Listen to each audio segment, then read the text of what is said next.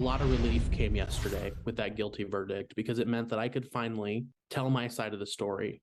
It meant that there are consequences and that they're being held accountable.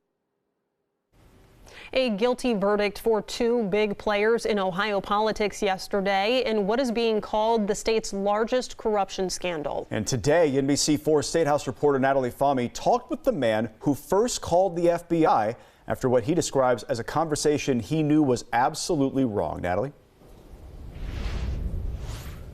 That's right. Tyler Fehrman tells me he considered former chairman of the Ohio Republican Party, Matt Borges, who's now found guilty of racketeering, a close friend and mentor until he crossed the line.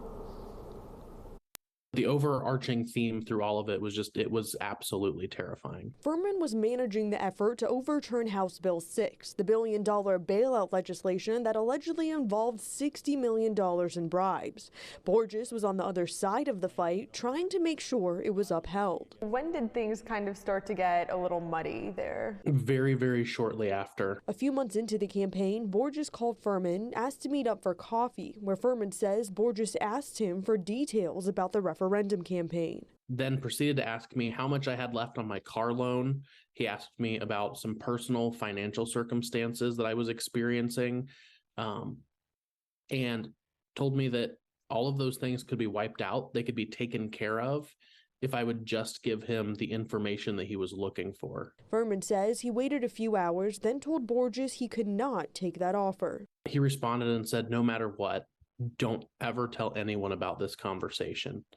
And walking out of that conversation when I left, I knew it was wrong. That made it feel exponentially worse. We saw those text messages in the courtroom. Fehrman says that's when he knew he had to go to the FBI. But he says the threats from Borges started rolling in shortly after. We also heard those in the courtroom. Borges saying things like, we're going to blow up your house, and if things get out, it would be bad for us, but worse for you.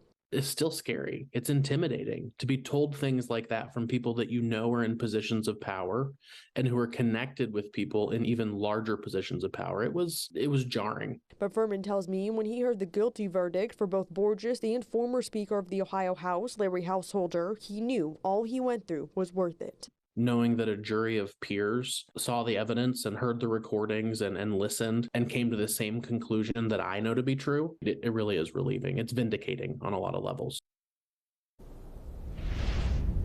Fehrman tells me he hopes these guilty verdicts send the sign that playing dirty in politics is never worth it. Local for you at the State House, I'm Tyler Fehrman, NBC4.